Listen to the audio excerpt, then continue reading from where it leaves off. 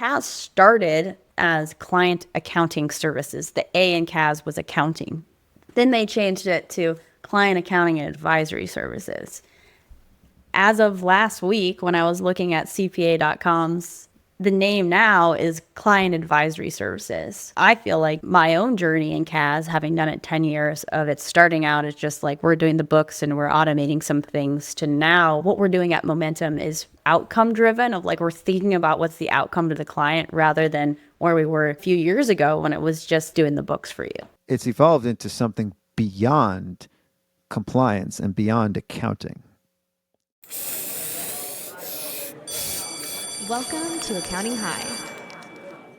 Introducing the star of our show, Scotty and Nikole Mackenzie. We're gonna have a problem here.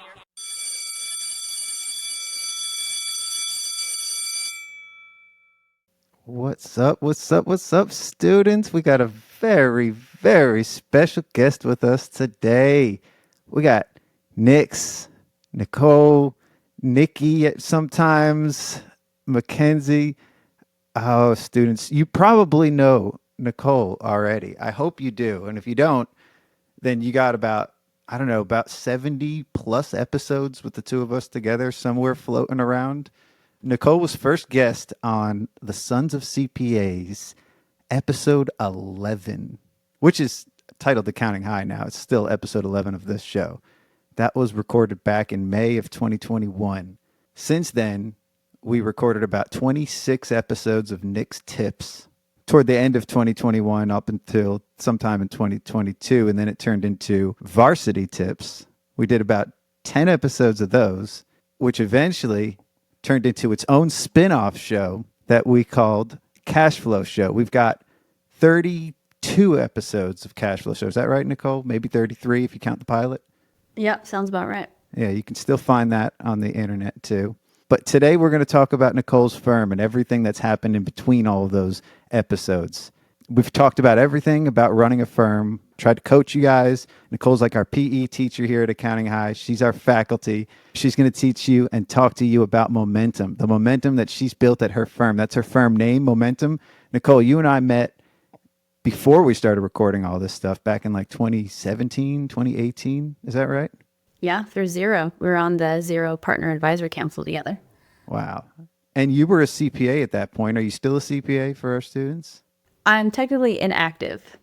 Technically inactive? Okay, that's going to be my EA status coming here in the near future. You were a CPA. How did you become a CPA, Nikole, and why? I don't recall either of your parents being CPAs. No, but actually Millie, who works for me now, thought that my dad was a CPA because I was on the Sons of CPA podcast back when it was Sons of CPAs. You had a logo on the cover art too. You had one of the alternate cover arts, the variants. Yeah, but going back to how we first met, so we were in San Francisco on Xero's advisory council, and you asked me where I could find a dispensary in San Francisco. And at the time, I didn't know what a dispensary was. And so that was our first impression of each other. What about our students? Do they know what a dispensary is? A place where you can buy legal marijuana. Is that right? Yeah. If you need legal marijuana, come to San Francisco. Come to San Francisco. Well, a lot of states now. Back then, there was probably only a few states that had that. It was a surprise to me. I had forgotten that it was legal. We're going to talk about that today. That was our first interaction, though. I remember that in detail because you were the one person that was local that came in town, and I was like, I wonder if she knows where the shops are. You look like a party girl. Me, no. No, never. We've gotten to know each other pretty well since then, but I don't really recall the story of how you got into accounting, how you became a CPA. Why? Yeah.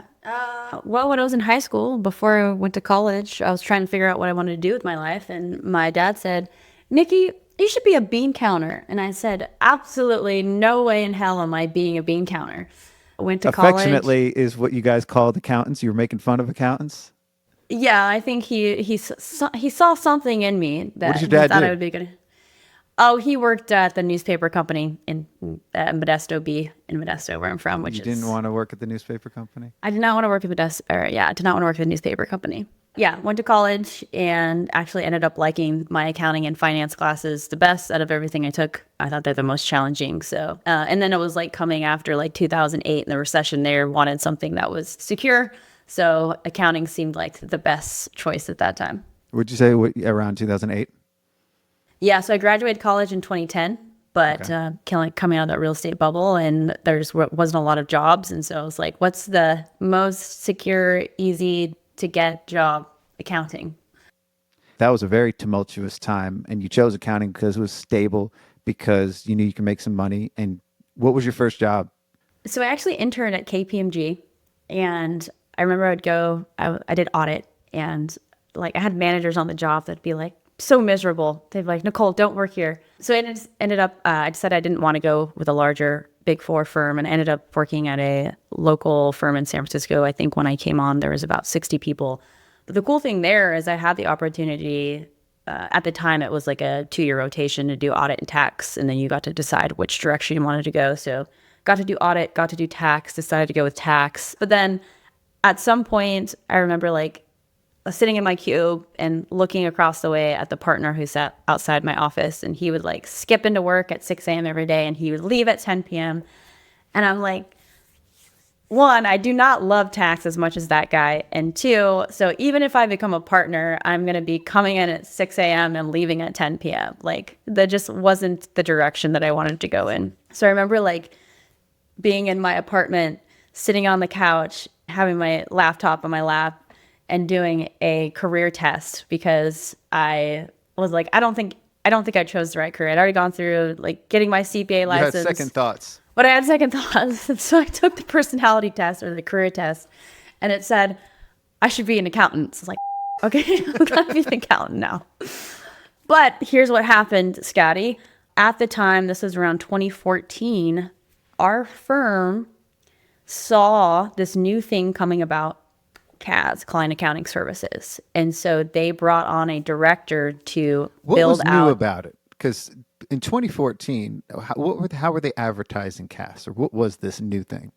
To be honest, I don't know, because I was doing taxes and all of a sudden there's this new guy, Tom Lee, that the firm had hired, and he was going to build out this new service line.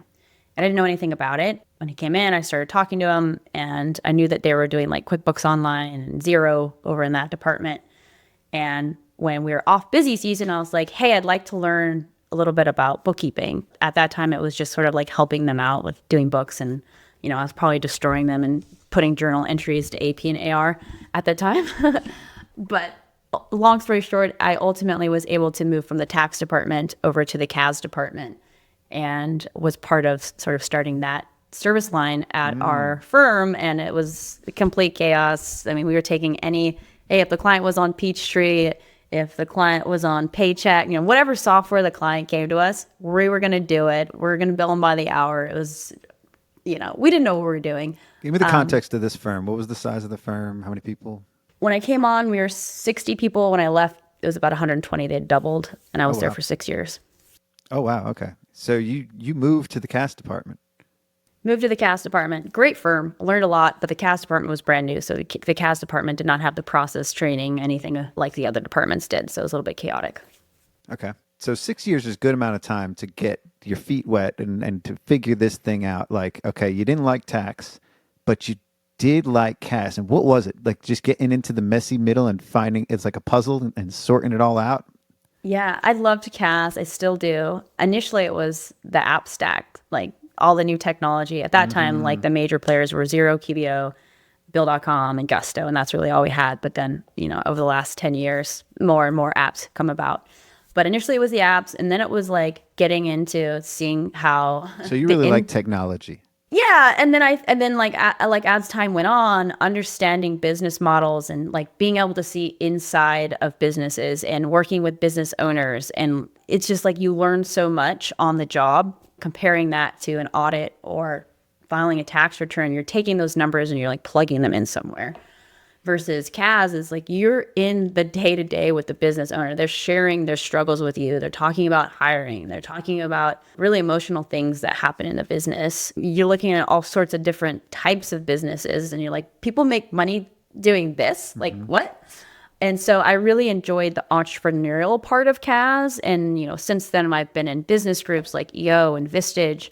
I've gone to a lot of different seminars and things like that. So just really getting immersed in businesses while also, today running my own business. I've just really enjoyed the entrepreneurship part of it that I think that the other service lines don't. And you were give you. at this firm, you were working directly with some of these clients.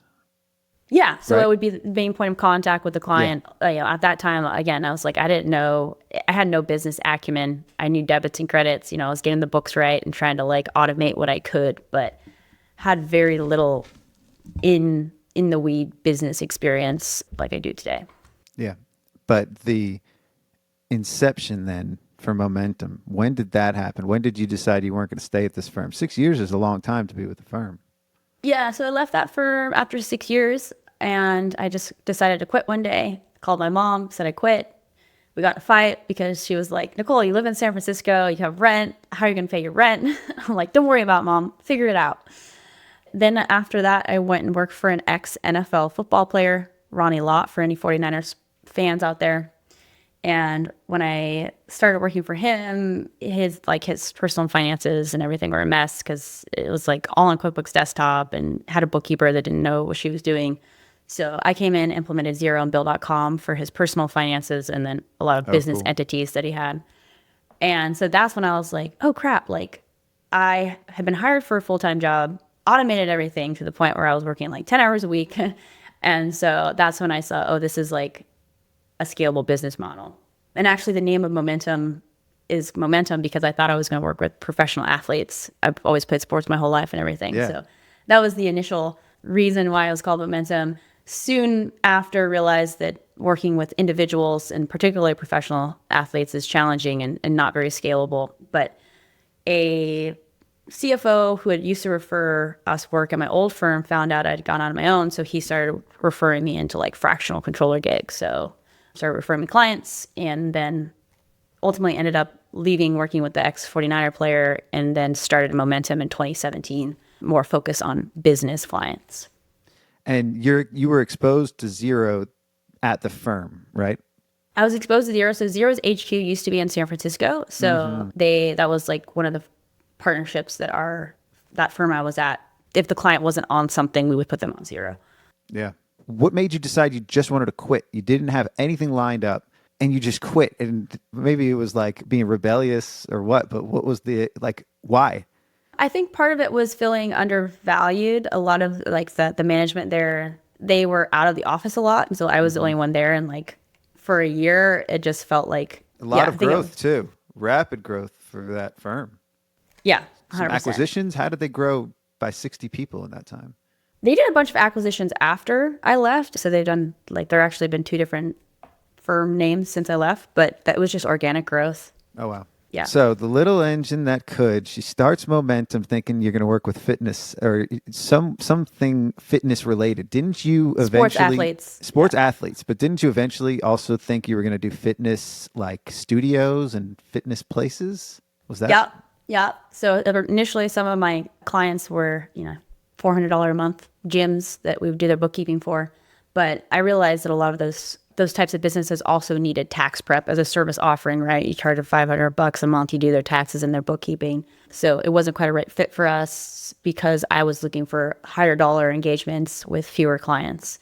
So ultimately, as time went on, started with $400 a month, handshake deal, whatever you need, we'll do. I mean, it was ridiculous what we were doing for $500 a month.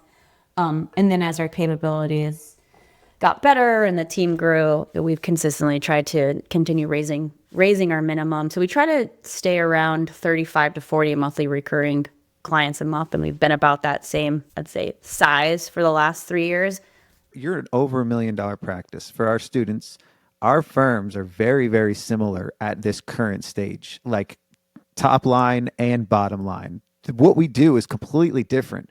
But I want to hear how you got there, how you got to that first million, because this is far from what you were originally going to do, right? How did you get some of your first clients and how did you start building the momentum of Momentum, becoming a little bit more than a little engine that could? Like I said, I started the firm in 2017 beginning of the year. By the end of the year, I had joined a networking group called Provisors, which is more common on the West Coast, but they're expanding. I think they've got Provisors. We've talked about that Provisors. on the show Yeah. a couple times. So it's just a networking group, right? You show up, there's a monthly meeting, 30 people in your group. You can go guest at other groups around the Bay Area. But the whole idea of it is know, like, trust, refer. So you get to know people and then you refer them. So you've got other people in It's a their referral CPA. community. A referral community. So that was, I used to drive around the Bay Area and meeting people for coffee. I mean, majority of my time was spent networking. And so that's really how I built the first million, was just me going out and hustling. And I didn't have any online marketing. Website was crap. It was just that one-to-one networking that really built the business foundationally. We used to get bigger clients. I was doing a lot of the client work initially. So we get clients that would be paying us $10,000 plus a month. Okay. One of our biggest clients was. So these big $10,000 a month clients that you were diving into, getting into that messy middle and doing the same kind of stuff that you were doing at this other firm, right? Were these similar clients too, or was this something totally different? You were finding new opportunities? I would say there were some similarities, but also I was definitely finding new opportunities, and also like trying to figure out like how do we charge for these types of services? What are we actually delivering here? But what our sweet spot that we found was at that time was we'd get referred into these business where like the controller was retiring or they had an in-house accountant. And so I'd say, well, you're paying Dorothy or whoever $80,000 a year. We'll do it for 75 and we'll come in and automate the crap out of everything. So like in the beginning, it was really just focus on how do we find efficiencies, do a better job for less for these clients. But there's a lot of low-hanging fruit at that time because everything was paper-based. They're on desktop. It was just, there was a lot more, I guess, juice to squeeze out of those clients than I feel like You were walking into some of these offices and seeing physically how they were doing it and seeing the better way, like drastically changing their workflows, their systems, and their technology. You were coming in there and doing that, and you were also doing it at fixed prices, or how were you pricing this at the time? You weren't hourly based, right? We started out hourly, and then we had this one client, one of my very first clients, that they got behind, or they were in a turnaround situation, which at the time, this CFO that referred me into clients, I realized later he was like a turnaround guy. I'm like, why is Peter always referring us these clients that have no money?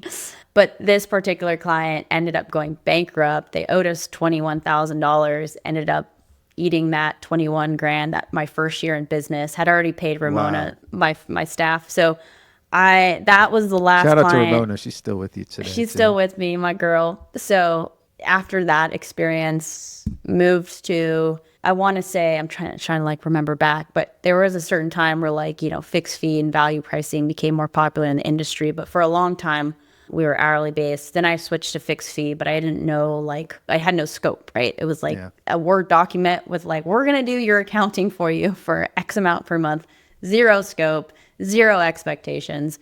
So, I mean, a lot of this has been like experimenting with different things in different ways. But I think we were all in the industry. All of us were trying to figure out all of this together, right? And that's why the community was so great for us, is because we could be like, hey, Scotty, like, what are you doing? Or like, what is everybody doing in the industry? And sort of like learn from each other, which was, I look back at those times with admiration because that was one of the most exciting times in my life because this whole thing was new and we were all in it together.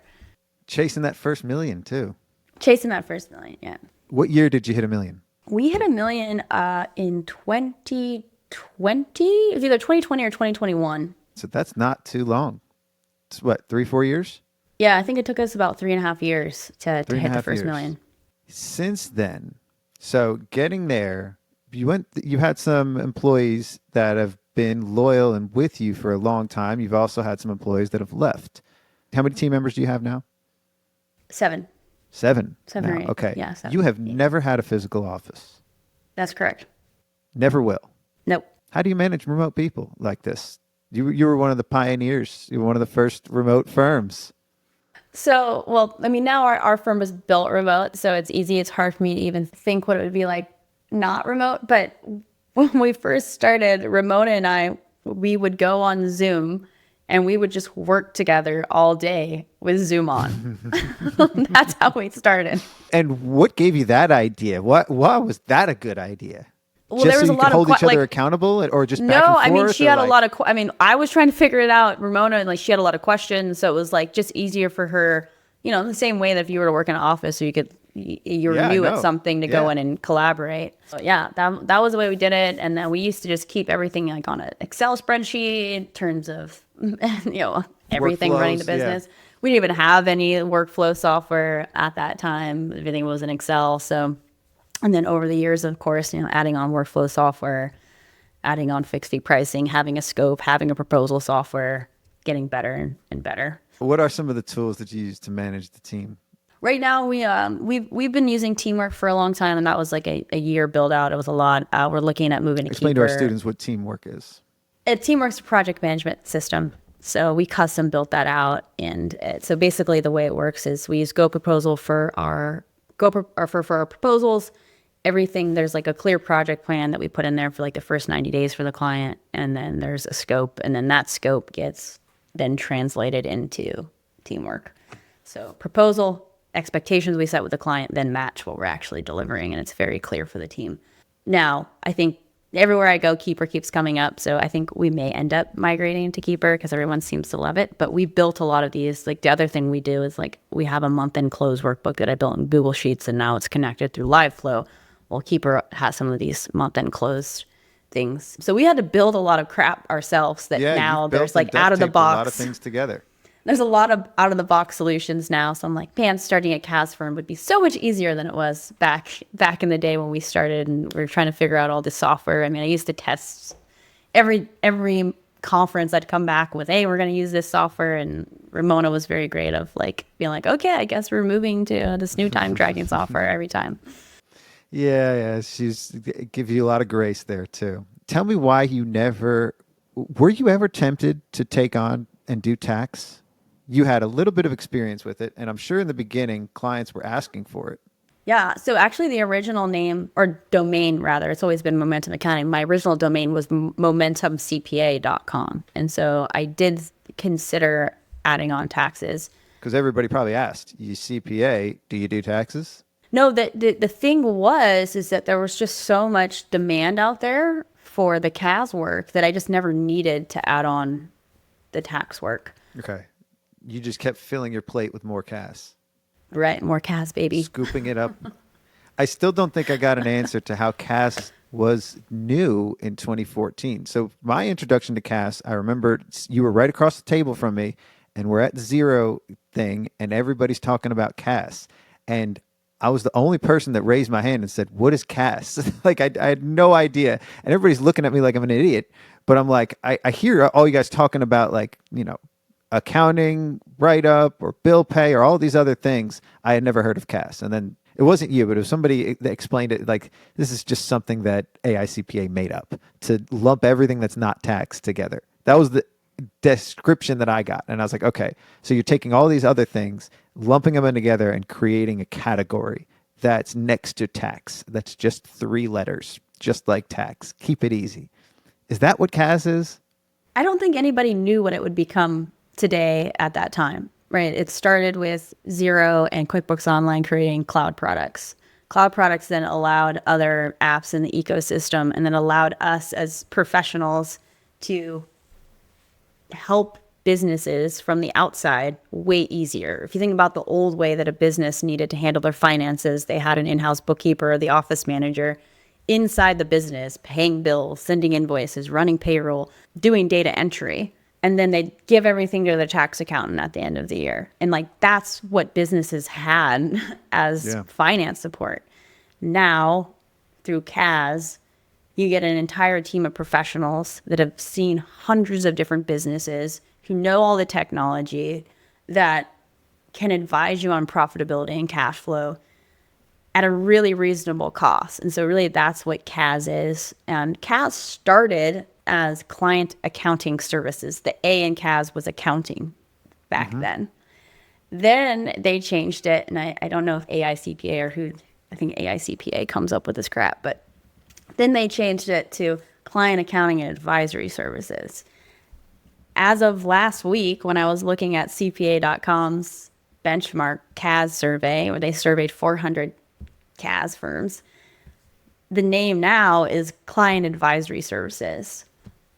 So I think that represents, I feel like, my own journey in CAS, having done it 10 years of it starting out as just like we're doing the books and we're automating some things, to now what Momentum Accounting has become is like we're actually helping clients improve their profitability, improve their cash flow, look at org structure, implement complex tech stacks. And so what we're doing at Momentum is now more outcome driven, of like we're thinking about what's the outcome to the client rather than where we were, even a few years ago when it was just like, we're just doing the books for you. So it's evolved. It's evolved into something beyond compliance and beyond accounting. But it's synthesized everything that we have been doing to create this top level of work that you can do with clients that we didn't do before as accountants. Accountants didn't get into this. I don't think that existed like it does today. No, it doesn't. I mean, what CAS does is we're basically replicating, if you look at an in-house accounting department at a large business, they have a bookkeeper, they have payroll, they have a controller, they have a CFO, they have accounts payable department, accounts receivable department. So we're taking that infrastructure and we're putting it into these smaller businesses, and they may manage a part of it and our team may manage a part of it, but we're looking at it holistically and we're plugging in that same model for them, what I like to call their financial operating system. And the end result is that these businesses that have this financial operating system are more successful, they're more profitable, they have better cash flow. But like in terms of our evolution of how we got to where we're at today, you'll remember I spent a year with my brother trying to build a dashboarding software like 4 or 5 years ago. Yes, we talked about that in detail on your first episode 11 of this show. Yeah, and I don't remember where we were at that point, if we were mid building it or yeah, you or were what. building it. I was building it. So, I mean, this was... You're building a dashboard for business owners. Yeah, and this was before there were any, like, really, there was a few out, but none of them that were like... None of them could do what you wanted them to do. Never even wanted. And I was also getting into like, oh, it would be cool if we could combine like operational data with financial data, which is like now people are getting into that way more nowadays. But I spent a year doing that, trying to figure out this whole advisory thing, because people started using the buzzword advisory, around that time. I was at a conference, Intuit, or QuickBooks Connect in Vegas at Topgolf, and I sit next to this guy and I'm like, hey, what do you do? He's like, oh, I'm the founder of Reach Reporting. And I'm like, what's Reach Reporting? That's when I became aware of Reach Reporting. And I was like, hey, I've been trying to build this software myself with my brother, and it's cost me a lot of money. Could you hire my brother? Reach Reporting ended up, we shut down the internal project. They hired Michael, my brother. Michael still works there today. I think he's been there for 3 or 4 years. And then we use Reach Reporting in our practice. In disclosure, you and I are both investors. Yeah, so I ended up investing in Reach Reporting. It's still a big part of our delivery, and both delivery and sales process today. Fascinating. All from a run into at a conference. That same day, he gave me a belt. I didn't have a belt, and I was walking around and my pants were falling down, and they were giving away belts. And I met Justin that same day, and you weren't even around. And so it was crazy that we both, yeah. But that's what happens at conferences. You put yourself out there, you meet people. A lot of turning points that you've seen, but all you've been doing is taking everything else that you know and doing that better for your clients, right? You've just continued to learn and continue to stumble along the way, trying to build an app, scrapping it, and then continue to do more. But you're trying to do more to have a better product offering. And there's a word that gets thrown around too, fractional CFO. And that's kind of what I was describing when I said, what do you do with all this CAS stuff, right? Where's the person that works outside the business that can help come in? Fractional CFOs. What's your thoughts on fractional CFOs, and how is that different? I'm getting a cringe from you right now. What's a fractional CFO? So here's the problem. There's a lot of market confusion right now. So if you think going back to the old way, right? We've got the in-house person, the fractional CFO comes in and they like fix the accounting function. Now, what happens with CAS is we just do stuff correctly. And so we don't need a CFO to come in and tell us what to do. The role of a CFO has changed. And right now it's like very confusing on buyers of our services don't know what a bookkeeper does versus a CFO. Most of them don't know what a controller is. And so what we've done at Momentum is just try to educate our clients, like in our marketing material and all that, of like, here are the problems we solve rather than like, here are the roles that we do. I mean, we try to educate them. Like, a bookkeeper tells you what happened, a controller tells you why it happened, and a CFO tells you what's going to happen, and a CPA does all your tax stuff. I've said this before, and CPAs get offended because they're like, we do more than tax. I'm like, I get it. But in context of thinking about roles and clarifying that for our clients, we need them to understand what each of those people do, because business owners, they have a bookkeeper and they have a CPA. And what happens is they look at both of those people and they're like, well, you're going to help me make decisions in my business. And they go to their bookkeeper and their bookkeeper doesn't. And then they go to their CPA and they're like, well, you're going to help me make decisions about running my business. And the CPA doesn't do it either. And so what CAS does is it fills that gap. What we do at Momentum, I would call it like CFO light. We are coming in and we have a framework that we use where we're helping them set up their profit and loss statement so they can start looking at margins. And we tell them what their margin should be so that they can manage their business to that. We're helping them get on cash flow strategies or cash flow management, controlling cash, managing cash. We're looking at their app stack as a whole and making recommendations on that and helping that with the implementation. There's a lot of different, there's like, I think the big mistake that, and you talked about it in your podcast yesterday, is you tried to get your team to go from tax compliance bookkeeping to delivering forecasts, because the industry tells us forecasting is advising. But there are 1,000 different things that you could do to advise a client before you would sell them a forecast. If a business owner fundamentally isn't profitable and your team can't help the client become more profitable, we should be teaching them how to help the client be more profitable before we teach them how to build or deliver a forecast. Okay. How do you get your team to buy into this? Or is it sort of just everything you've already been doing with your team? You haven't experienced a big change for them, have you? That we're going to do something different or new? Here's what we did. We went to Reach Reporting. So I started using Reach Reporting and I'm like, well, what do I put on the reports? That's the first thing, right? And then it was like, okay. So you were creating a new deliverable at that point. I was trying to create a new deliverable. And ultimately, after about a year of doing this and iterating and like trying to figure out, okay, like if I put a report for this industry, well, what about this industry? So ultimately what I realized is there's 3 main types of businesses that we work with. There's businesses that sell time. There's businesses that sell things like your e-commerce company, or there's businesses that are building something to sell. And that's like your SaaS model. So with these 3 business models, they're all worried about different things. So I created custom templates for those 3 different business models. So when a client comes in, we do the health assessment for them during the sales process. We plug in their QuickBooks Online, and let's say it's a service business. So we pull out the service business template and Reach Reporting. Boom, I can see what their margin should be compared to what they are. But here's the thing, when you have the industry comparison report.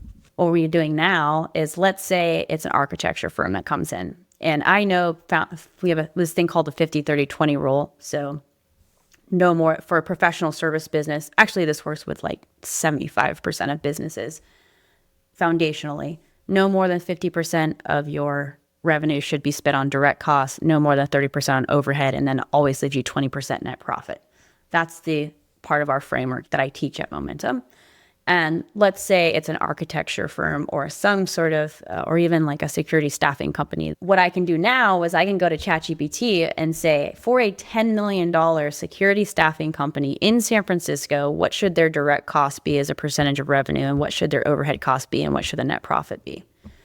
And that's going to be because security staffing companies are more commoditized business, their net profit margins are usually more like 10%.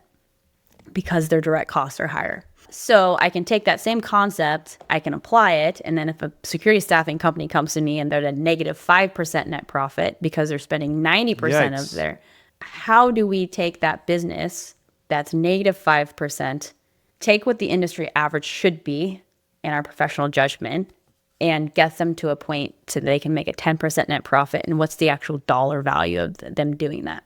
So you're helping the business get to a future state that they are not in. You're helping them see the future, and you're helping them know that it's realistic and it's possible to get there. And you're setting benchmarks or setting a goal or how they can get there. And then do you create a timeline on the steps and things they should take to get there? So it's just like when you go to the doctor, right? And the nurse gives you your blood pressure and they say whatever. Every time they do that, I'm like, I have no idea what that means. I don't know if that's good or that's bad. And so that's the same way our clients feel when we give them our financial statements, but we don't tell them what the number should be. Like a good nurse or doctor would have said, here's what your number should be. They're not. So what are the steps that you're going to do to then get to that ultimate ideal? Blood pressure is the same as your KPIs for your business. Paget used to have something like this in their network that we could do with clients. And it was great because we were on a proprietary software and all the Paget network had all their clients on the same software, and it gave these benchmarks. And it was clear, it was super clean. Every office was using the same chart of accounts. And so every business that we had was like, here's where the industry is, or here's where our network of businesses are, and here's where you are, and here's some of the things. So every month we had these reports that outlined how they did in comparison. It was beautiful. But then as technology came in and all these offices started doing everything differently, and now we got offices on Xero and all these other platforms, there is no standard. We don't have anything to compare to. So you're just using ChatGPT to get these comparison? Yep. All those benchmark reports are a waste of time. Sorry if anybody out there has a benchmarking I mean, it was good software. when we had it years But ago. This was like 15 years ago. You're relying on other people's data that's not consistent. And it's a bunch of work. I'm telling you right now, ChatGPT is the easiest and quickest way that you can go get benchmark data. And you can get into, like, when I went and did that for security staffing company, I'm like, well, why is this, I teach this 50-30-20 rule. Why do security staffing companies have such high direct costs? And then it will go through why, so you can use your professional judgment as you're looking at this, but it's just a lot of opportunity there if you want to get into any sort of niche. Okay. So you do have a few types of clients that you work with, and they're pretty big clients. So you probably have a lot of data on that. Are you looking to get more clients in similar industries too, in order to use this and better utilize it with the team? Yeah. So let me go backwards a little bit of rolling out reach reporting. So I was really excited because Ashley, my old COO, and I had spent all this time making these beautiful reports, and we're like, okay, we're going to just roll them out to all the clients. We're just going to give it to everybody for free. We're not going to charge it for it. We're just going to see how it goes. So we got on the call, the team huddle. We told the team we're going to roll these out. We showed it to them. All is great, right? All excited. And then Ashley comes back to me privately and she's like, Nikole, the team does not feel comfortable using these reports with the client. They don't know what they mean. They don't know how the calculations were done. They don't know how to talk to the client about these numbers. So that's when I had to say, okay, let's roll it back in. That's when we started Cash Flow Show. And Cash Flow Show really was the way to get the audience's business owners, right? But one of the big intention behind that show was to actually train my team. So you and I get together, we talk about cost of goods sold versus overhead, how to talk about margins, cash flow strategies, all of those things that we talk about on that show. So all 7 of our listeners were just your team members. Is That's that right? exactly right. That's exactly right. So, but here's what we did. So team listens to the podcast. We come back, we talk about it. Then we do role playing with reach reports, real client data. We have one person be the client, everyone else just ask questions. And so as a team, what I realized the missing piece was that our team wasn't trained on these things because there's no training out there for this. We're all just trying to figure this all out together right now. It's a new service line. Then the other thing that happened, which is even more transformational, was my clients started listening to the Cash Flow Show. We've got the clients listening to it, then the team listening to it. Which was supposed to be the intended audience in the first place. Now we've got raving clients because they get it. Our clients, like the team gets it and the clients get it, and they're speaking the same language now. And I recently went to a LiveFlow event where I had some of the top firms in the country who are doing really cool things with niching. And the common pattern I saw was that the firms that are crushing it have training for their staff and training for their clients and their niche firms. And that was a big aha moment for me because when I finally figured out that this, like what had worked at Momentum, it was when the clients and the team speak the same language. Because what was happening was our clients were coming to us, there's so much education out there, right? They're in EOA, business groups, they're hearing about profit first. They're coming to us with these ways. Can I tell a story? I got a story. Yeah. So I had a client who was it was the glossary. She did makeovers and things. She had a pretty decent sized business for influencers and stuff. She came to me with Profit First. I had never heard of it before. She read the book and she wanted to start using it. She wanted to start using the system. She was super evangelical about it and sold me on it immediately. I read the book. I fell in love with it. And then I gave it to a few other clients too. So then I had other clients calling me after they read it saying, I want to use this Profit First method. I want to do this. And this was pretty transformational. I'm listening to his podcast every week, grow my accounting practice. I'm learning all kinds of stuff too. At that time, he's got some good guests. So it sounds like something similar to that, where I had clients reading the book. I had read the book, and then we created our own modified version of it because it's still stupid to have that many bank accounts. Yeah. So that's what I created for our team, is a system that marries the like profit. People love Profit First because it's simple and it's effective. But at a certain point, the client outgrows that and they actually need to put their big boy pants on and like have a proper accounting system. And as you grow, there's other components than just profitability that impact your business, right? So I took the 5 areas when clients come to us, they have issues around. They have a profitability problem. They have one or more of these problems. They either have a profitability problem and or a cash flow problem. They have issues with technology. They don't have the right people in the right seat, or they're not following the right routines. And routines meaning like, what are you doing on a weekly, monthly, quarterly, annual basis in your accounting function? And so the framework we use at Momentum is called Profit Points. And the idea with Profit Points, and actually you helped me come up with this name, if you remember. The idea with Profit Points is that we're seeing where clients, it starts with a self-assessment that the client does. And then the self-assessment gives them, in all of those areas, tells them how many points they have or what percentage or what their score is. That's usually low or medium. And then we take them through a transformation by fixing all those areas for them. And then if they were to take the assessment again, the idea is that they would then be a high-performing business. It's more about transformation and outcomes rather than selling things. And like as accountants, we're so used to selling a thing. And that's why the whole... Sound like Ron Baker here, selling outcomes. Right? No, that's exactly like our framework is all about outcomes. We start with, why does the client care about this? What is the outcome for them? And then we reverse engineer that into like, okay, what do we do for them in order to achieve those outcomes? Creating a framework that you can sell advisory, that you can advise clients and create a better future and sell something that isn't compliance. Is that what this is? That's exactly what this is. Yeah, that's Profit Points. Training the team and client awareness. Awareness first and foremost, because how do you get a client to approach you and say, I want to use this framework? Yeah, I haven't mentioned it yet, but basically what I am currently doing is I am trying to remove myself from the day-to-day operations of Momentum, and I am starting another entity called Profit Points. And Profit Points is where it stands today is a training business. So what we're going to be doing is teaching the framework, and then we're also working one-on-one with some firms to like build out a custom training program for their staff members. And why I'm so passionate about this is because we had done this whole transformation for a client that I was heavily involved in around 2020. And it was that security staffing company I'm talking about. And they were like on the verge of bankruptcy. And over 3 years, we ended up turning their business around.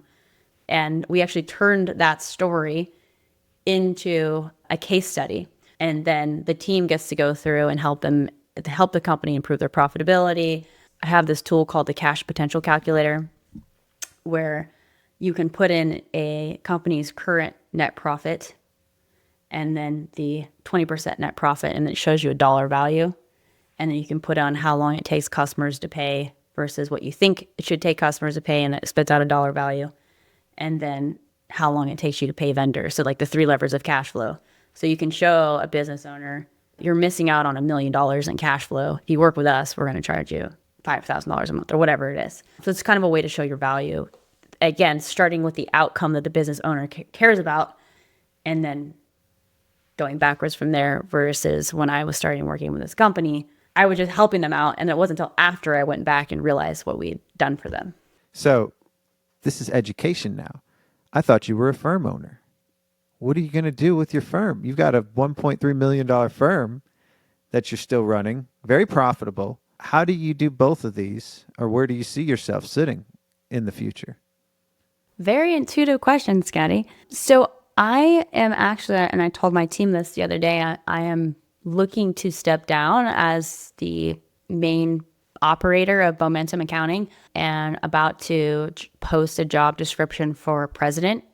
I'm looking for somebody who wants to come on, and like, we've been at about the same size for the last 3 years. And I'm like, it's been a good lifestyle firm for me, but I don't have the excitement or energy to continue having it be like my main day-to-day thing. I'd like You to don't sound focus. as excited about momentum as you do about profit points. Yeah, right. Because I was talking about when we first started, it was new and exciting, and now it's kind of like, I did it. Now I want to build something else. So I'm looking for somebody. Doing it, was that getting to $1 million? I feel like that was since the past 3 years after you got to $1 million, was where it's just kind of been stagnant. Yeah, we're about 1.3, and I think the problem is that to get to the next level, it takes me intentionally wanting to do it. It takes an investment in building a management team and all that. And I've just been focusing on optimizing profitability at this point. But I've spent a whole bunch of time figuring out the marketing engine. Now we've got a bunch of leads coming in. So we actually did what you did. And You've got leads coming in, yes. But you did that by just changing one thing. You did all this marketing stuff, but you just got Google reviews. And now the leads are just coming in. That's part of it. But a part of it's been like speaking stuff I did, email newsletter that we built together. So after COVID, I came out of COVID and I had spent all this time on this really big client and they sold their business. So we lost 25% of our revenue. So we were like operating at a loss for a few months. And I'm like, shit, I got to like figure out this pipeline problem where, because I was so heavily involved in that client for a year, I didn't build my pipeline. So I was like, I need to figure out how to get out of client work. And I need to figure out how to have a consistent pipeline that doesn't involve me going out and doing networking. So then I spent the next 3 years, figuring that out. So I'm at the point now where we've got the pipeline, we've got the team, we got everything, we're ready to go, and just need new energy, someone with new energy to come in and help me run this thing. So if anybody's out there and you want to come run a CAS firm with an awesome team, an awesome book of clients, I'd love to chat with you.